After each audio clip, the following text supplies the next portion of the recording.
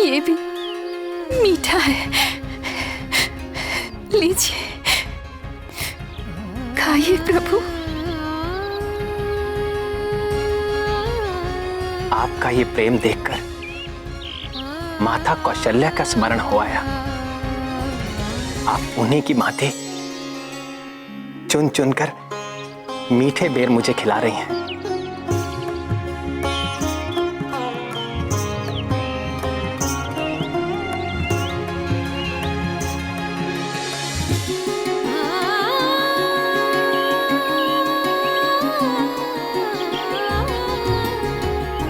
प्रभु, मुझे गुरुवर मतंग ऋषि ने परसों पूर्व कहा था कि एक दिन प्रभु श्री राम अपने अनुज श्री लक्ष्मण के संग यहाँ आएंगे।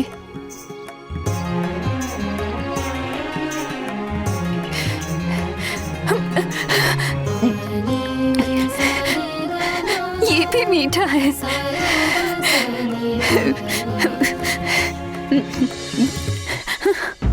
आप भी खाइए ना। लक्ष्मण, ये प्रेम रस से भरे बेर हैं। खाओ।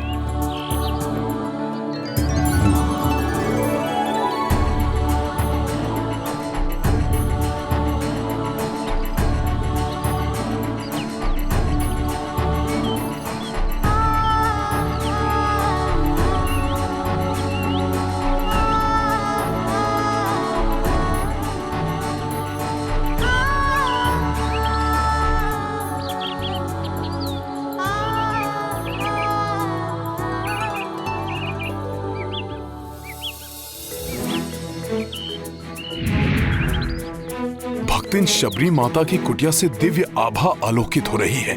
कहीं वहीं तो नहीं है मेरे प्रभु श्री राम?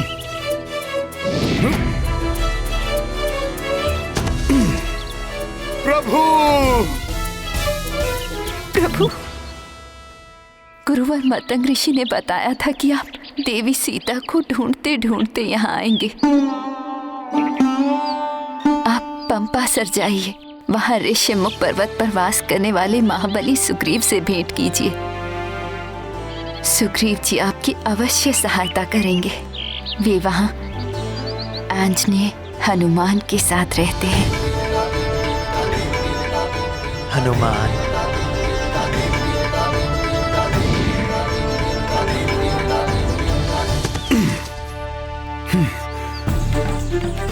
अब तो प्रभु राम से मेरी भेंट हो ही जाएगी।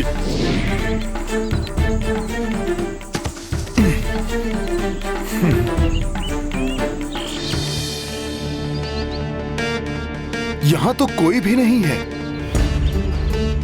माता शबरी,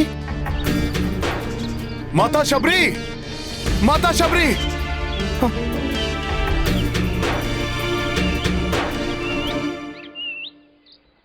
माता शबरी भी यहां नहीं है।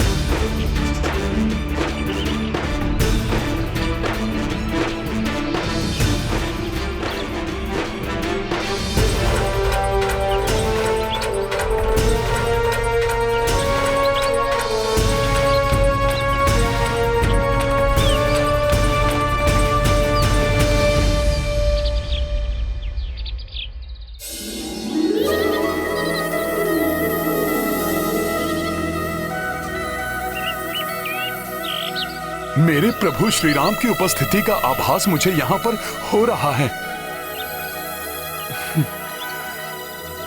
हे प्रभु, आप ये कैसे परीक्षा ले रहे हैं अपने भक्त हनुमान की? हनुमान! ये तो भ्राता सुग्रीव का स्वर है। कहीं पुनः कोई? नहीं नहीं। वाली भैया कुछ भी करवा सकते हैं। हनुमान को मेरे पास होना चाहिए था। है कहां हनुमान?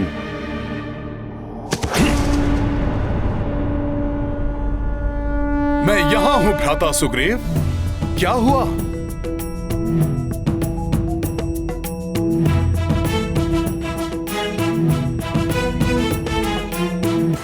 हनुमान, ये दूत कह रहे हैं कि कोई इस ओर आ रहा है और वो मेरे बारे में पूछ रहा था। हाँ हनुमान जी, दो तपस्वी इसी ओर आ रहे हैं। वो दोनों योद्धा हैं। ओहो, पहले सुनिश्चित करो कि वो योद्धा था या तपस्वी। वे दोनों धनुर्धारी मनुष्य हैं। किंतु वे ऋषि मुनियों वाली वेशभूषा धारण किए हुए हैं और महाराज सुग्रीव के लिए इसी ओर आ रहे हैं। ये तुम कैसे कह सकते हो कि वे महाराज सुग्रीव के लिए इस ओर आ रहे हैं? मैंने सुना था, एक कह रहा था कि हमें शीघ्र ही पंपासर सरोवर का मार्ग ढूंढकर वहां सुग्रीव को ढूंढना होगा। हो सकता है वाली भैया ने मेरा वध करने के लिए उन्हें यहाँ भेजा हो। मुझे ज्ञात है वाली भैया का क्रोध मेरी मृत्यु से ही शांत होगा।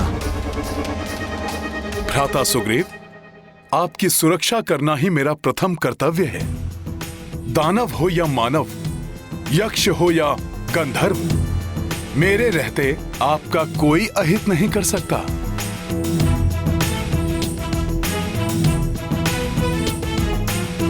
तो जाओ हनुमान, ज्ञात करो, ऋषियों का छद्म वेश धारण किए हुए वे धनुर्धारी कोई भी हो सकते हैं। मेरे शत्रु भी, जो मेरे लिए इस ओर आ रहे हैं। आप चिंता ना करें, मैं अभी ज्ञात करके आता हूं।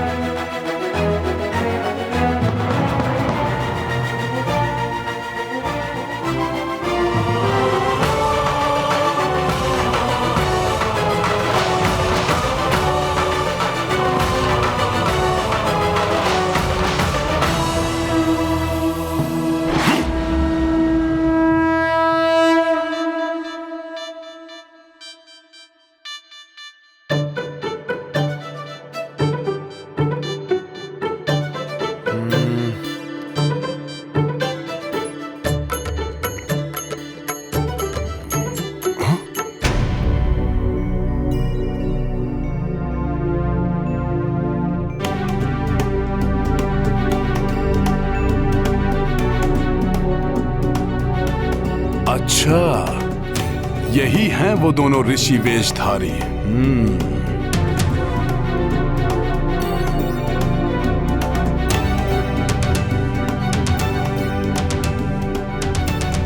घोर वन है ये, हमें हर क्षण सावधान रहना होगा भैया।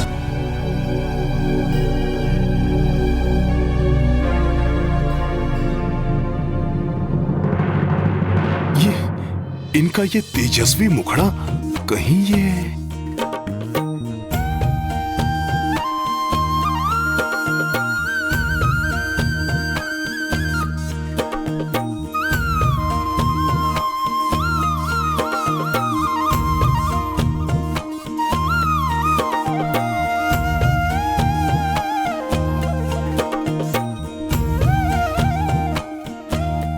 ज्ञात करो, ऋषियों का छद्म वेश धारण किए हुए वे धनुर्धारी कोई भी हो सकते हैं। मेरे शत्रु भी।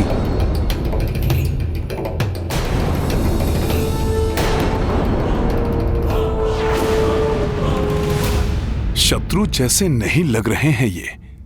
भ्राता सुग्रीव की शंका मुझे निराधार प्रतीत हो रही है। फिर भी उनकी सुरक्षा के लिए मुझे ये ज्ञात तो करना ही होगा कि ये दिव्य तेजस्वी मानव कौन है।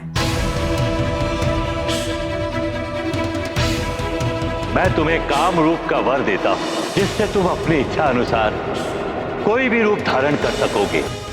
यदि वे छद्म वेश धारण किए हुए हैं तो मुझे भी रूप बदलकर उनके समक्ष जाना चाहिए।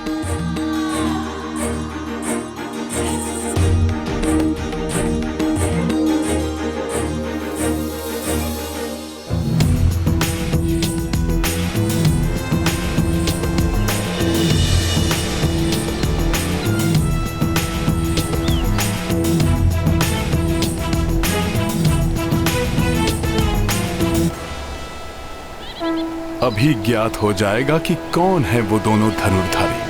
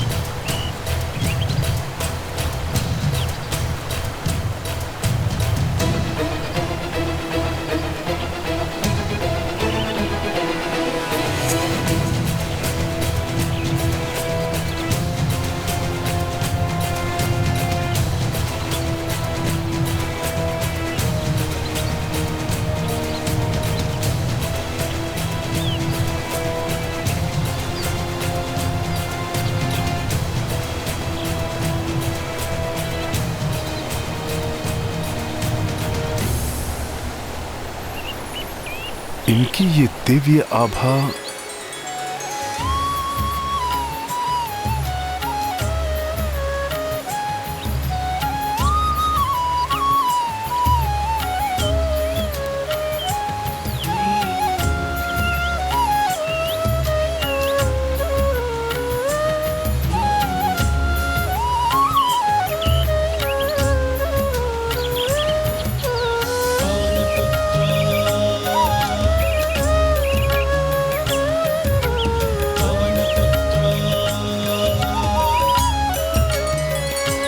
प्रणाम। प्रणाम ब्राह्मण देव।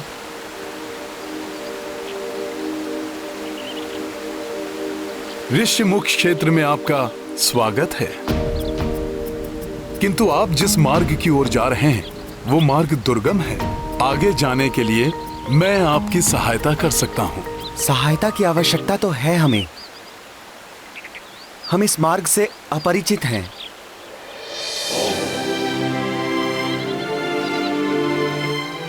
तो कृपया आप अपना परिचय दीजिए।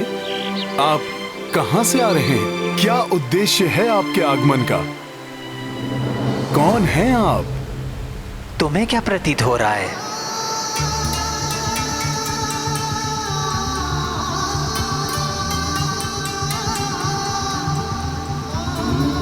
कौन हूं मैं?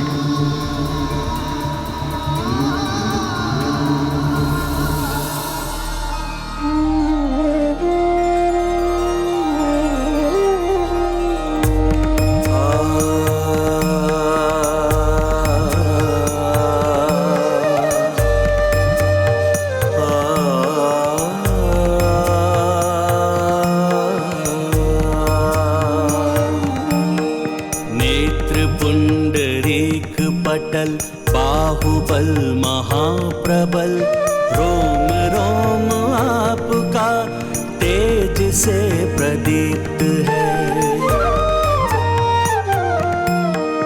भानु सम भाल है, वृषभ समान चाल है।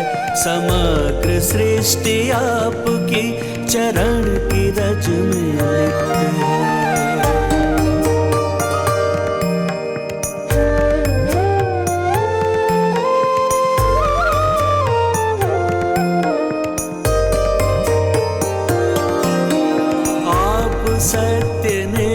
है बखान करना क्लिष्ट है, गज की सूंड के समान आपकी भुजाएं हैं।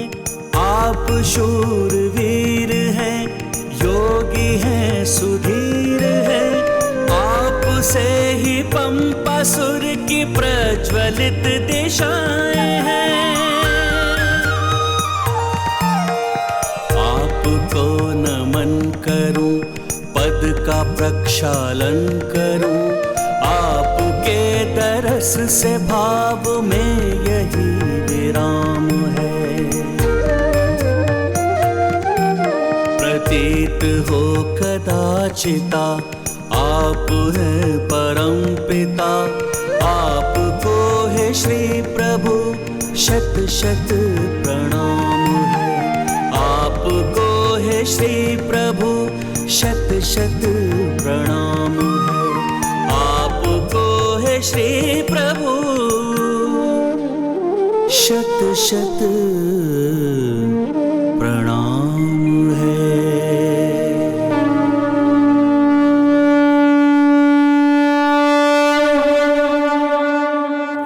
अद्भुत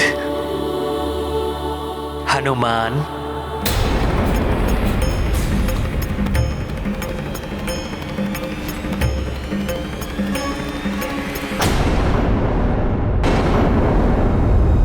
आपने मुझे कैसे पहचान लिया?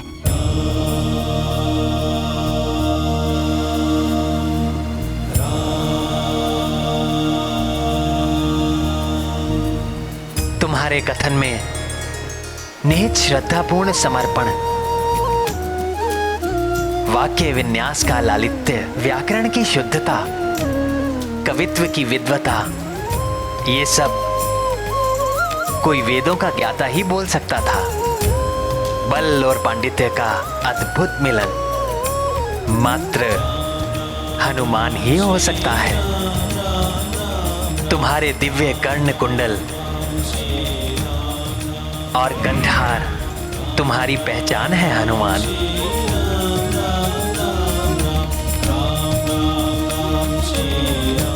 किंतु तुम मुझे नहीं जान पाए। आप मेरे दिव्य कुंडल और कंठहार देख सकते हैं, किंतु जगत में मात्र 3 व्यक्ति ही उन्हें देख सकते हैं। मेरी माता, मेरे गुरुदेव और मेरे आराध्य प्रभु श्री राम। मैं तुम्हारा गुरुदेव नहीं हूं, मां भी नहीं हूं।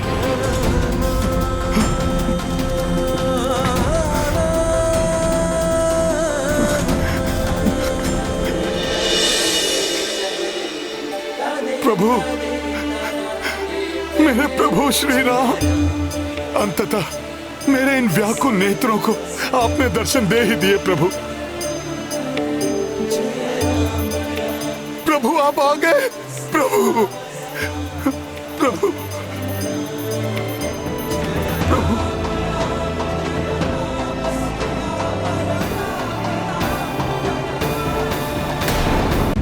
प्रभु, आपको देखकर स्वतः ही मेरे जुड़ते हाथ, मेरा झुकता हुआ शीश, आपके श्री चरणों में बैठने को करता हुआ मेरा मन मुझे यही इंगित कर रहे थे कि आप मेरे प्रभु के अतिरिक्त कोई और हो ही नहीं सकते। प्रभु, नहीं हो सकते। आप आ गए प्रभु, प्रभु आप आ गए।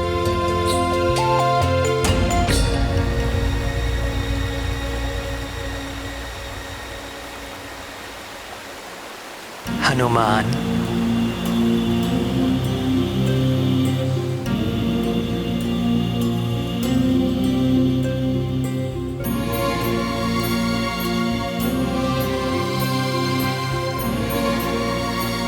मेरे बंधु, मेरे सखा, मेरे सहायक,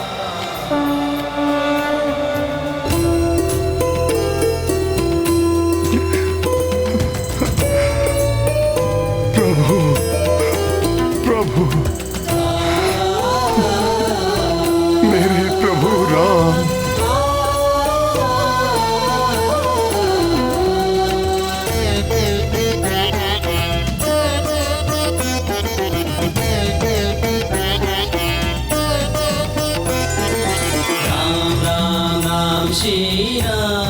सभी दुखों से मुक्ति दिलाने वाला तारक मंत्र राम। आज से तुम इसी नाम का जप करोगे, जिसकी साधना से प्रभु श्री राम से तुम्हारा शुभ मिलन होगा, जिसके उपरांत तुम योग की अंतिम अवस्था राजयोग प्राप्त करोगे, जो तुम्हारे मस्तिष्क को असीमित ऊंचाइयों तक ले जाएगा और तुम योग के सर्वोच्च शिखर के बल्ले अर्थात समस्त बंधनों से परे जाकर सत्वर को प्राप्त कर लोगे। तुम स्वयं राममय हो जाओगे, श्री राम की भांति ही महाशक्तिशाली महायोगी हो जाओगे।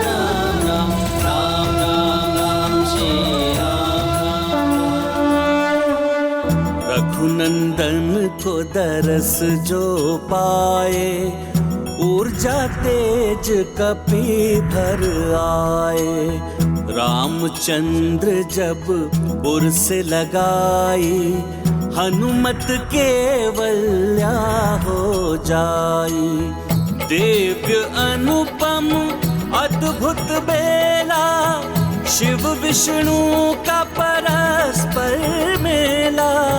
भक्त परम परमा भगवंता, संगम नेत्र देत आनंदा।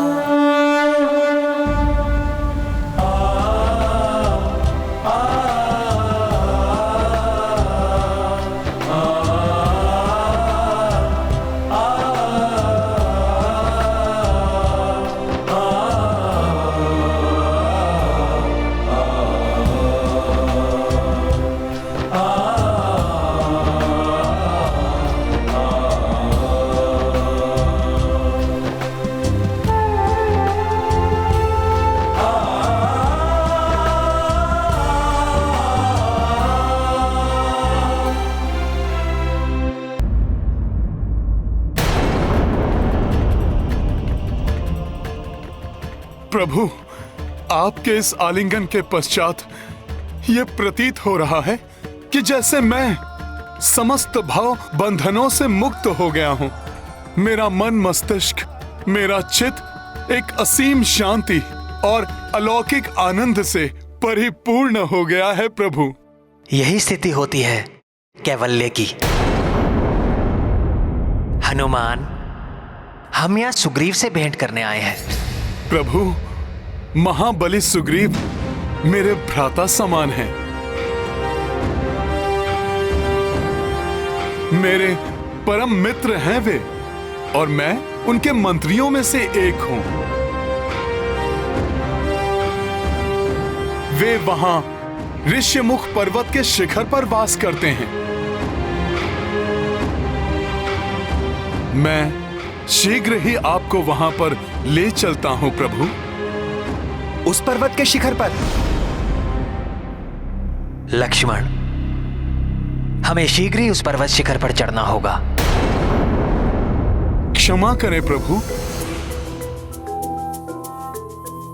ऋष्यमुख पर्वत पर चढ़ाई करना अत्यंत कठिन है। यदि आपको आपत्ति ना हो तो मैं आप दोनों को अपने कंधों पर बिठाकर वहां ले जा सकता हूं। ये कैसे संभव है हनुमान? लक्ष्मण भैया, जिसके साथ प्रभु श्री राम हो उसके लिए क्या संभव और क्या असंभव। जय श्री राम। आपकी आज्ञा है प्रभु।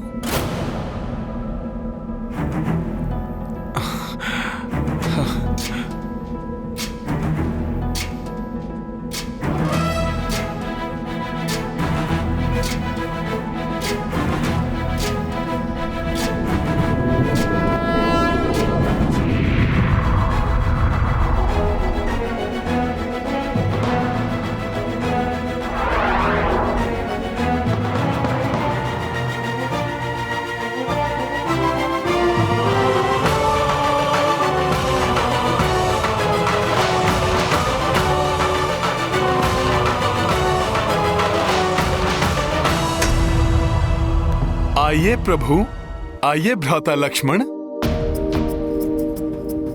संकोच मत कीजिए। आपकी सेवा करना तो मेरा सौभाग्य होगा। अपने इस सेवक को सेवा का अवसर दीजिए प्रभु। लक्ष्मण,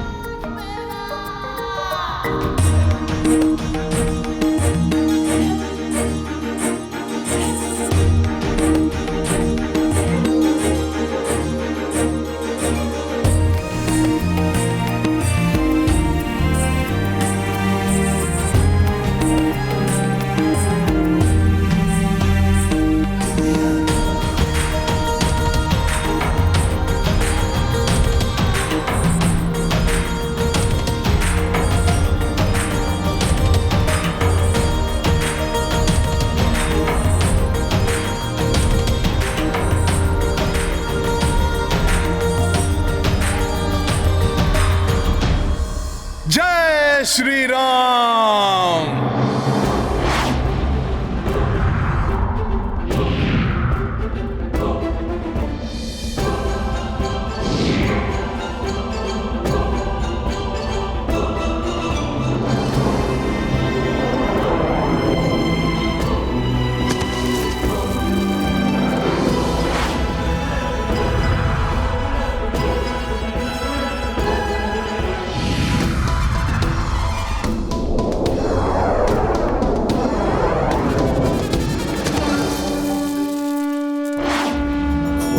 के हे तू जानकी माई, राम लखन पंपा सुर आई। दुर्गम काज बजरंग सवारा, धर लियो भीम रूप आकारा। कांधे पे दो भ्रात बिठाई, हनुमत यात्रा पूर्ण कराई। रघुनंदन हर्षित पुलकिता, सेवत राम शिवांश मुदिता। ये गाथा महाबली हनुमत की, रुचिकर लीला राम भगत की। जय जय जय रघुनंदन राम, जय जय जय महाबली हनुमान।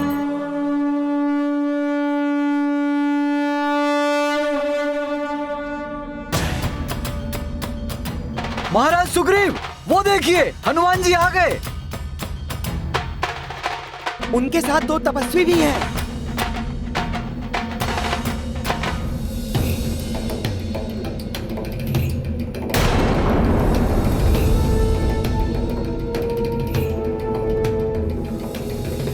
और उनके साथ 2 धनुर्धारी तपस्वी भी हैं।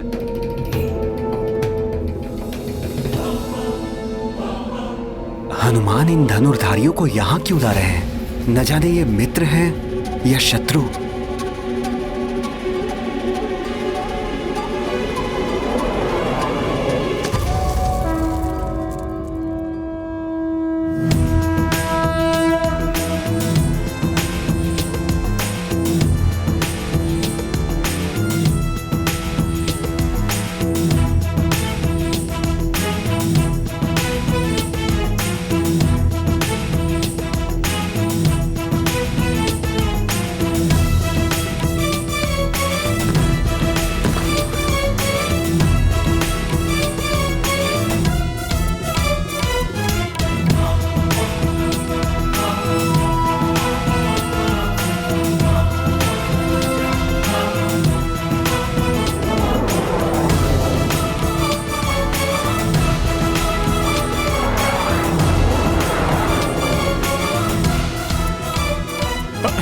चलिए प्रभु, प्रभु आइए, आइए प्रभु।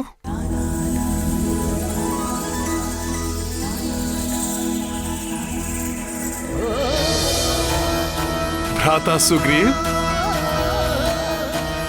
ये प्रभु श्री राम हैं और ये इनके अनुज भ्राता लक्ष्मण, कौशलाधिपति महाराज दशरथ के पुत्र हैं ये।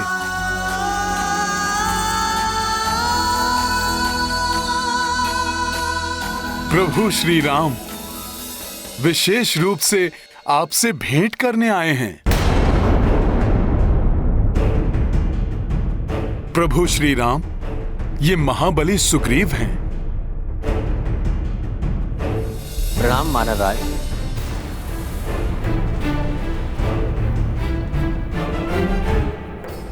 दुर्भाग्यवश इनके भ्राता वाली के कारण इन्हें अपने राजपाट का त्याग करना पड़ा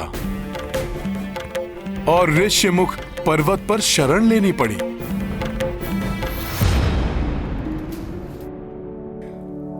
और ये ऋक्षराज जामवंत जी हैं, हमारे ज्येष्ठ सदस्य और मार्गदर्शक।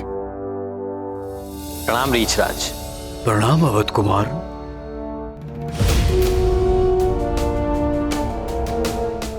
वानरराज सुग्रीव जी, हम यहाँ इसलिए आए हैं कि आप मेरी भार्या सीता को ढूंढने में मेरी सहायता करें। राक्षस राज रावण उन्हें अपहृत करके अपने विमान में कहीं ले गया है। विमान से?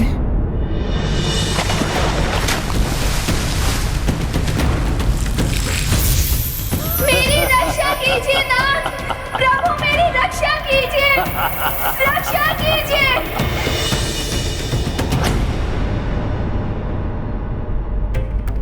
हनुमान को क्या हुआ अकस्मात?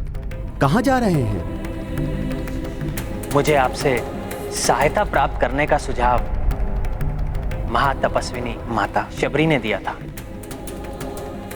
श्री राम, मैं आपकी भार्या को ढूंढने में आपकी सहायता अवश्य करता, किंतु इस समय मैं ऋष्यमुख पर्वत की सीमा से बाहर नहीं जा सकता। इस सीमा को लांघते ही वाली भैया अवश्य मेरा वध कर देंगे। वध कर दूंगा मैं उस पीठ पीछे वार करने वाले कायर भाई सुग्रीव का। वास्तव में वो मेरा भाई नहीं, शत्रु है, मात्र शत्रु।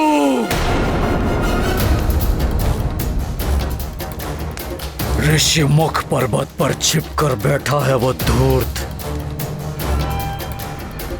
मैं उस संपूर्ण पर्वत को जलाकर ही भस्म कर दूंगा। स्वामी, जो भी करना हो सोच विचार करके कीजिएगा। सुना है उस पर्वत पर हनुमान और सुग्रीव के साथ कुछ और योद्धा भी जुड़ गए हैं। कुछ योद्धा तो क्या, वो योद्धाओं की पूरी सेना भी ले आए तो महानतम वाली के समक्ष कोई पल भर भी नहीं टिक पाएगा। स्वामी, आपकी बल और वीरता पे मुझे कोई संदेह नहीं है, परंतु नीति हमेशा ही कहती आई आपका शत्रु कितना शक्तिशाली है या किस प्रकार वो शक्ति संचय कर रहा है, इस पर सदा ही आपकी दृष्टि होनी चाहिए।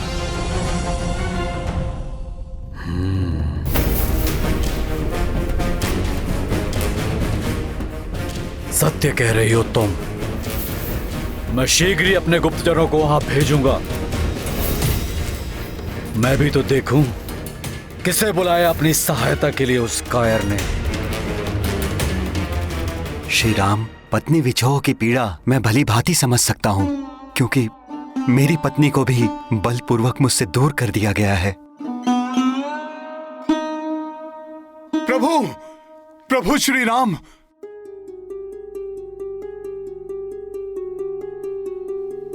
ये आभूषण देखिए। ये आभूषण कदाचित माता सीता के ही हैं।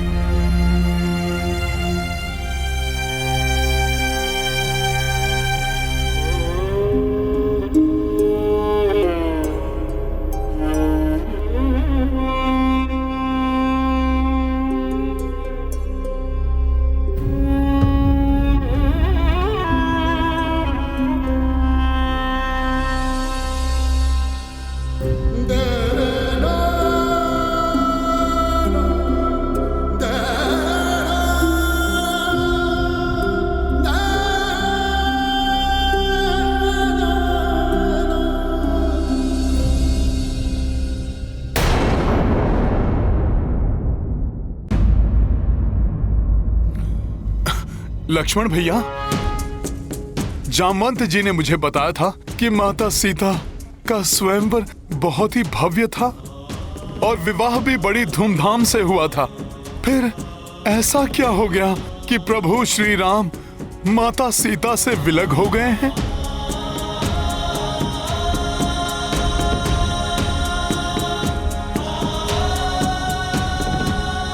और आप लोगों के तन पे ये राजसी वस्त्र के स्थान पर ये तपस्वी के वस्त्र क्यों? हनुमान जी, हुआ ये कि विवाह के पश्चात हम सब अयोध्या लौट आए।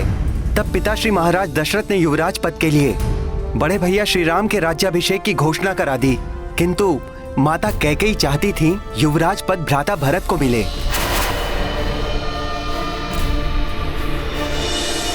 पर ये तो अनुचित है। प्रभु श्री राम तो ज्येष्ठ हैं और भ्राता भरत कनिष्ठ। हाँ, किंतु एक समय पिताश्री ने माता कैकेयी को 2 इच्छित वर कभी भी मांगने का वचन दिया था। उसी वचन का लाभ उठाया माता कैकेयी ने। फिर कौन से 2 वचन मांगे माता कैकेयी ने? भ्राता भरत के लिए सिंहासन और भैया राम के लिए 14 वर्ष का वनवास।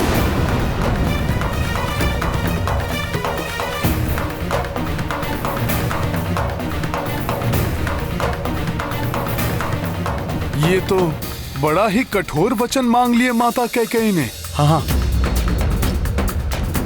रघुकुल रीत सदा चली आई, प्राण जाए पर वचन न जाए।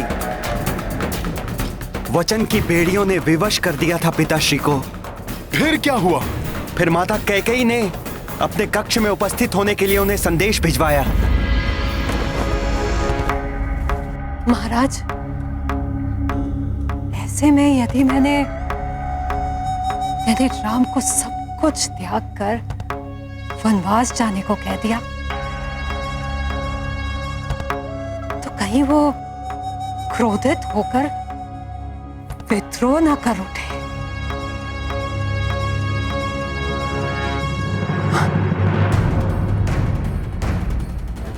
हो सकता है महाराज, हो सकता है कि वो मुझ पर आक्रमण भी करते। तब तो तुमने अब तक राम को पहचाना ही नहीं। मैं ये सब कुछ भी नहीं जानती। आपको सतर्क रहना होगा। जब राम प्रणाम माता, आपने मुझे बुलवाया?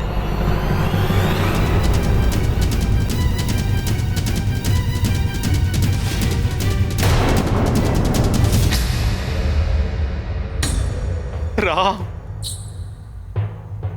मेरे पुत्र। ये क्या माता? पिताश्री को क्या हुआ?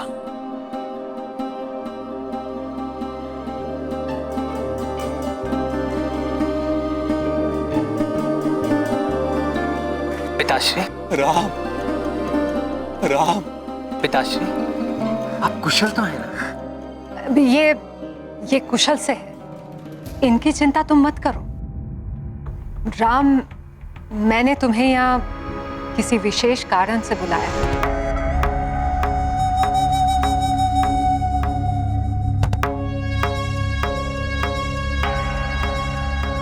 आदेश कीजिए माता, आपकी आज्ञा का पालन होगा। युवराज पद के लिए राज्याभिषेक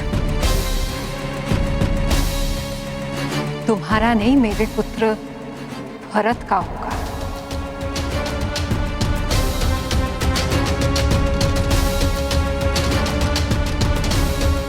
और तुम्हें 14 वर्षों के लिए वन में वास करना होगा।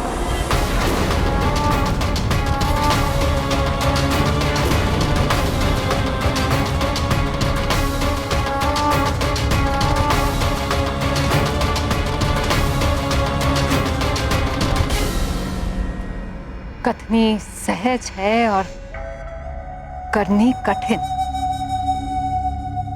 है ना राम?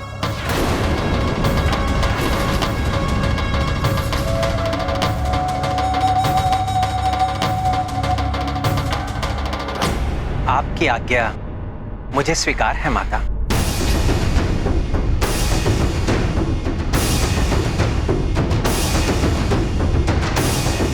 माता की इच्छा मेरे लिए सर्वोपरि है।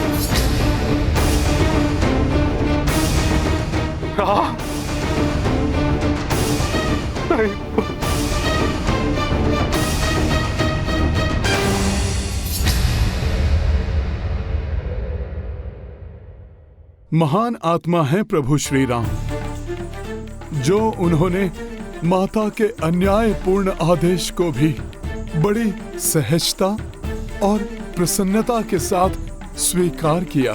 हाँ, माता की इच्छा पूर्ति के लिए उसी क्षण भैया राज सुख को त्यागने के लिए तत्पर हो गए। भाभी माँ ने भी साथ जाने की ठान ली और मैं तो ठहरा बड़े भैया की परछाई। मैं इनके बिना कैसे रह सकता था।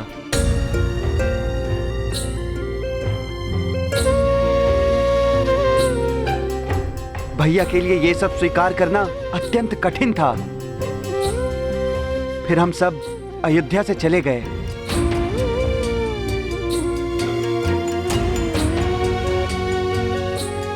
तेरह वर्षों तक हमने वनों में सुखपूर्वक जीवन व्यतीत किया, अनेकों ऋषि मुनियों का आशीर्वाद प्राप्त किया। किंतु वनवास के अंतिम वर्ष में दुर्भाग्य की काली छाया ने हमारे सुखों को लील लिया। दुर्भाग्य की काली छाया ने हमारे सुखों को लील लिया। काली छाया ने हमारे सुखों को लील लिया। मैं हूँ सूर्पनखा।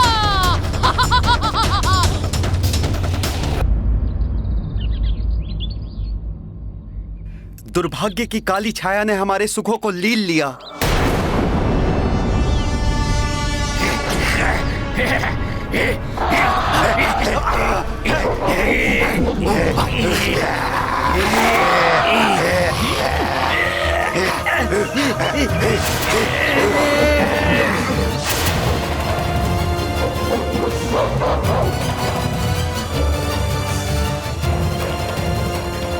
देख रहे हो, हनुमान है वहां।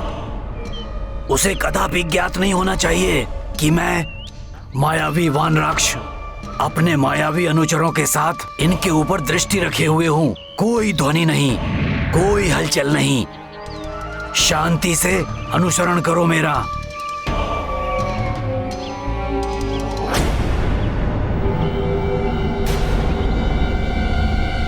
कुछ असामान्य सा हो रहा है यहाँ। फिर क्या हुआ लक्ष्मण भैया? और कौन था जिसके दुर्भाग्य की काली छाया ने मेरे प्रभु श्री राम को घेर लिया? कहीं ये वो तो नहीं जिसने सीता माता का हरण किया था? इसका कारण राक्षसी शूर्पनखा थी। एक बार वन में भैया को देखकर वो उन पर मोहित हो उठी। उसने भैया के समक्ष विवाह का प्रस्ताव रखा। भैया ने मना किया तो मेरे पास आई।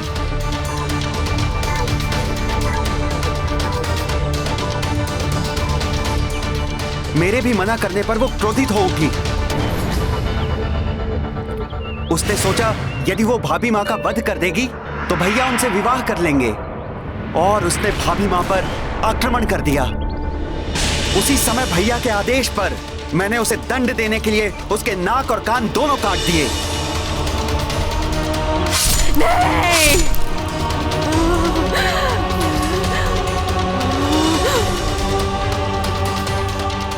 ये सब यहीं समाप्त नहीं हुआ। प्रतिशोध की अग्नि में जलती हुई शूर्पनखा महाराक्षसों खर दूषण और उनकी 14 सहस्त्र सेना के साथ आ गई। शूर्पनखा के अपमान का प्रतिशोध तुम्हारे वध से पूरा होगा वनवासियों।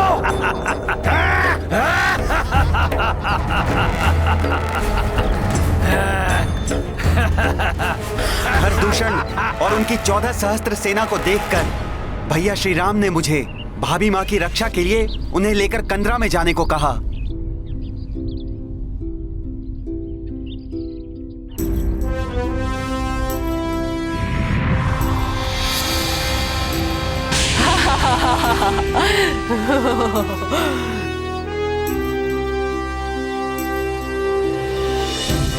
और तब बड़े भैया ने अकेले ही खरदूषण और उनकी सेना का सामना किया।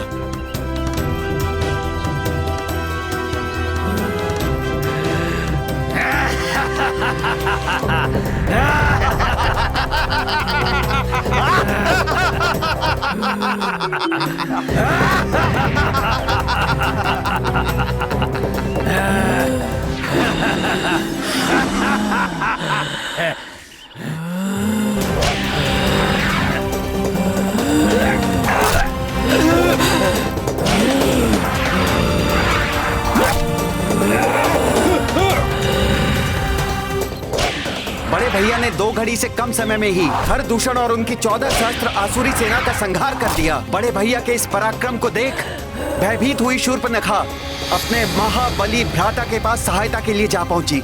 और शूर्पनखा का वो भ्राता था राक्षसों का अधिपति असुरराज रावण। रावण रावण रावण। ये सब क्या हो रहा है? शूर्पनखा, ये फिक्र देश, ये दशा, लंकेश के रात सभा में इस अवस्था में आने की तुमने साहस भी कैसे किया? आपकी लाचार बहन सहायता के लिए अपने भ्राता के सम्मुख नहीं जाएगी तो फिर कहाँ जाएगी? उन दो साधारण मानवों ने आपकी बहन की नाक और कान को भी काट दिया। और इतना ही नहीं भ्राता लंकेश, उनमें से उनके ज्येष्ठ भ्राता ने घर और दूषण को पूरी सेना सहित क्षण भर में ही हम लोग पहुंचा दिया। संभव? भ्राता रावण तो कुछ सुन ही नहीं रहे, किंतु इस अपमान का प्रतिशोध मुझे हर दशा में उन वनवासियों से लेना है।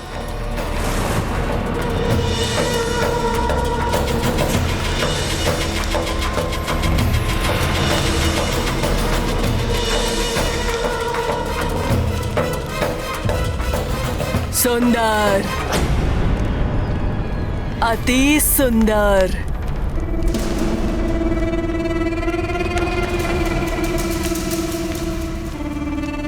कौन? उसकी पत्नी, जिसके कारण मेरी ये दुर्दशा हुई। पत्नी? हाँ भ्राताश्री, युगों से ऐसी सुंदर स्त्री पृथ्वी पर पहले कभी नहीं जन्मी होगी। ये क्या कह रही हो तुम? मैं सत्य कह रही हूँ भ्राताश्री।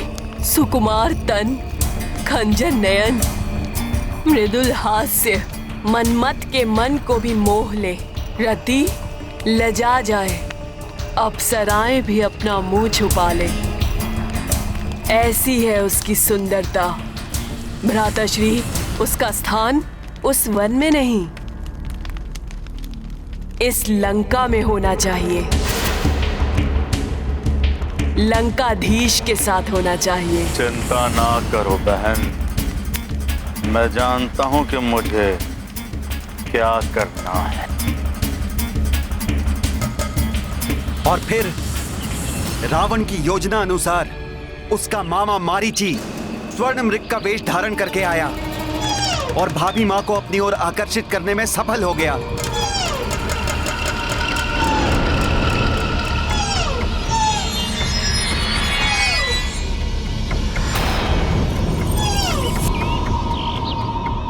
इतना सुंदर स्वर्ण मृग।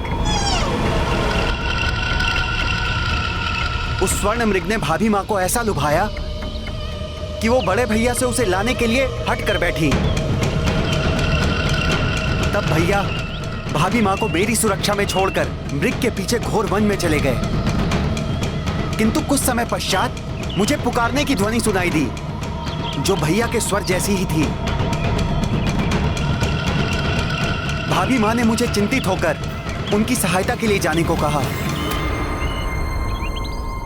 लेकिन भाभी मां को मैं असुरक्षित वन में नहीं छोड़ सकता था। इसीलिए मैंने कुटिया की चारों ओर एक दिव्य रेखा खींच दी, जिससे कि कोई भी आसुरी शक्ति उस कुटिया में प्रवेश न कर सके।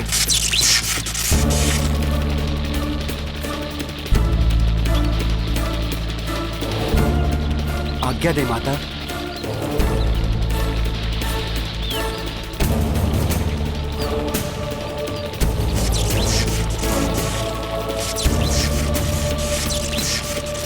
और मैंने भाभी मां को रेखा लांघने से भी मना कर दिया।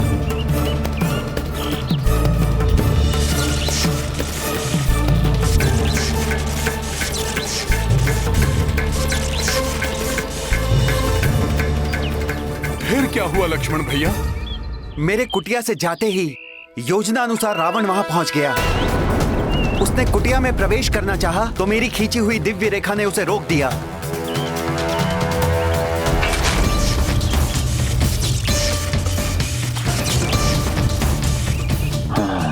तो अदृश्य सुरक्षा रेखा से सुरक्षित किया गया है इस कुटिया को।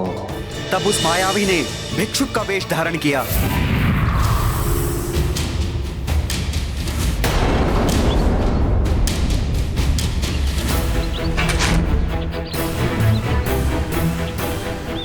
और भिक्षा मांगने का ढोंग करने लगा। उसने छल से भाभी मां को दिव्य रेखा लांघने पर विवश कर दिया। जैसे ही भाभी मां ने रेखा लांघी,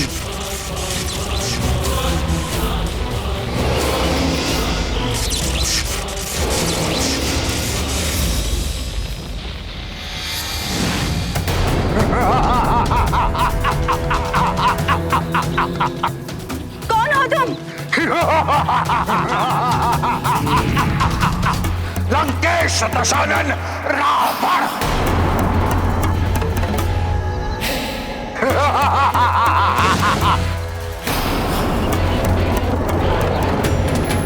स्वामी, मेरी रक्षा कीजिए नाथ।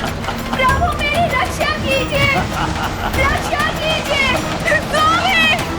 और भाभी मां को अपहरित करके अपने पुष्पक विमान से ले गया। मेरी रक्षा कीजिए नाथ। प्रभु मेरी रक्षा कीजिए, रक्षा कीजिए।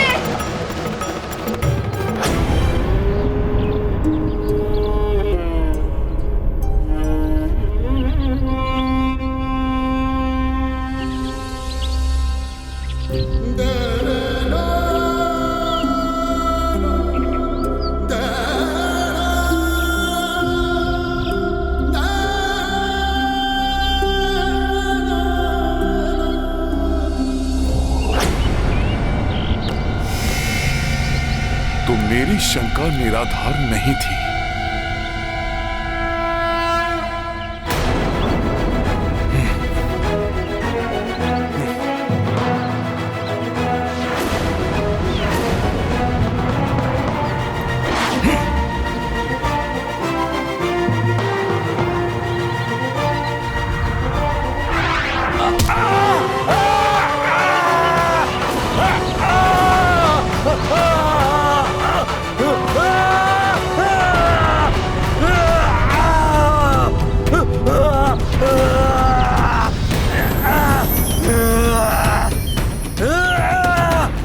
हनुमान, वो किष्किंधा के मायावी गुप्तचर हैं।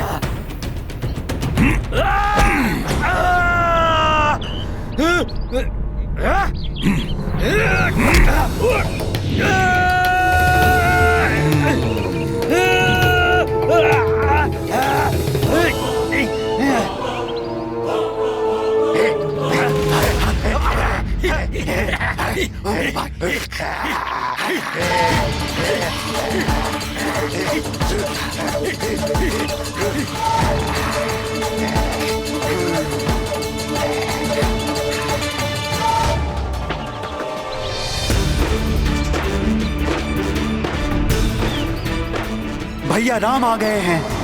अब किसी और की आवश्यकता नहीं। इस प्रकार बचकर नहीं जा पाओगे तुम सब यहां से।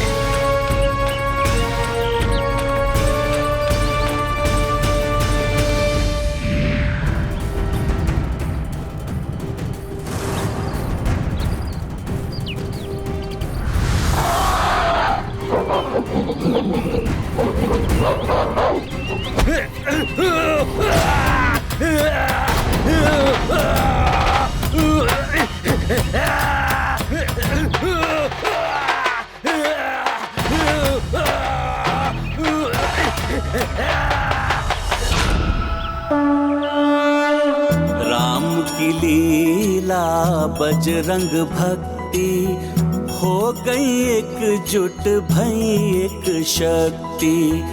दुष्टों का मिलकर संहार करते दो तारणहार।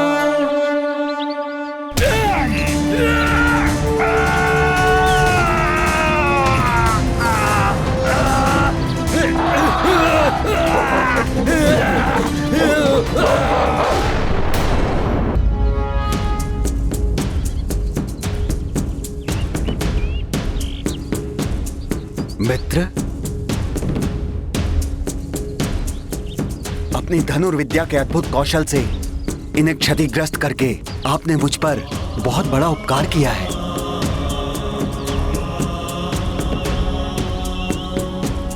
अन्यथा ये वाली भैया तक मिथ्या सूचना पहुंचाते कि मैंने उनका वध करने के लिए किसी योद्धा को नियुक्त किया है,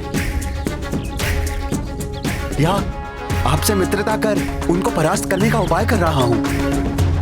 मित्रता? हाँ भ्राता सुग्रीव, ये तो अति उत्तम विचार है। क्षमा कीजिएगा, छोटा मुंह और बड़ी बात कहने का साहस कर रहा हूं। अपने राजपाट और जीवन संगिनी के सानिध्य से वंचित आप दोनों एक ही पीड़ा से ग्रस्त हैं। यदि आप दोनों में मित्रता हो जाए तो आप दोनों एक दूसरे की सहायता कर सकते हैं। एक दूसरे की सहायता? सावधान मित्र हनुमान, यदि ये सूचना वाली भैया तक पहुंच गई फिर तो संभवतः वो मेरे अंत का प्रबंध कर देंगे। शाल के विशालकाय वृक्षों को मुग्धर बनाकर अपना व्यायाम करने वाले, अपने मुष्टि के प्रहार से पर्वतों को धूल में परिवर्तित करने वाले, दुंदुभी जैसे राक्षस का वध करके उसे कई योजन दूर फेंकने की शक्ति रखने वाले,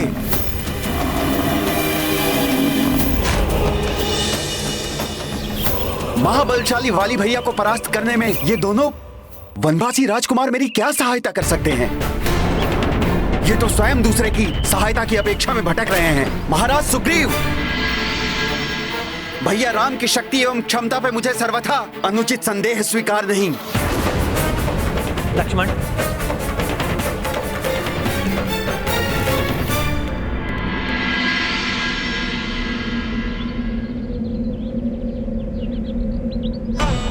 क्षमा करें आर्य। भ्राता सुग्रीव आप दोनों के बल और पराक्रम से पूर्णतः परिचित नहीं हैं। इसीलिए वो प्रभु के सामर्थ्य पर विश्वास करने में असमर्थ हैं।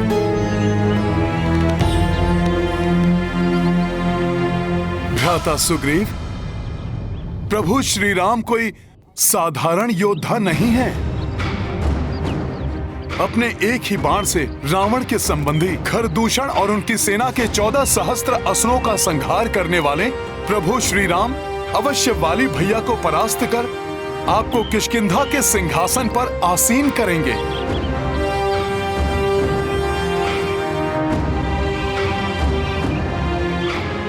उसके पश्चात आप सीता माता को ढूंढने में उनकी सहायता कीजिएगा। हनुमान, श्री राम अवश्य ही प्रवीण योद्धा हैं, किंतु दशानन रावण को सहजता से हराने वाले वाली भैया का वध करना तो दूर, उन्हें युद्ध में पराजित करना भी इनके लिए असंभव है।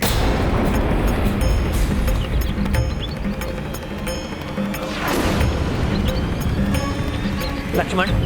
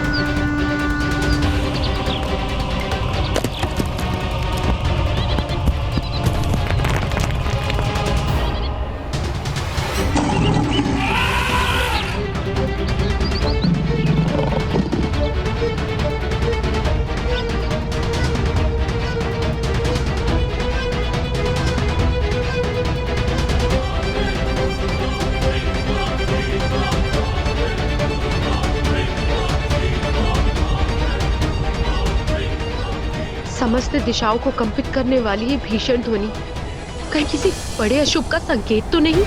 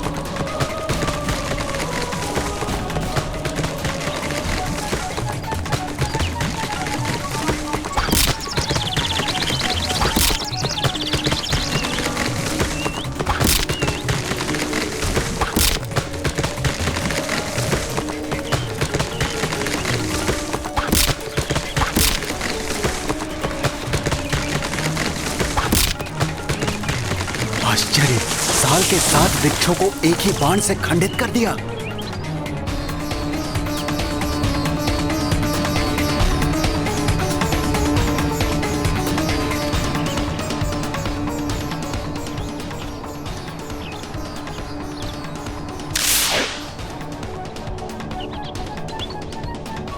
उसी एक बाण से दुंदुभी के विशाल काय अस्थि पंजर को अनेकों योजन दूर फेंक उस पर्वत को कण कण में खंडित कर दिया।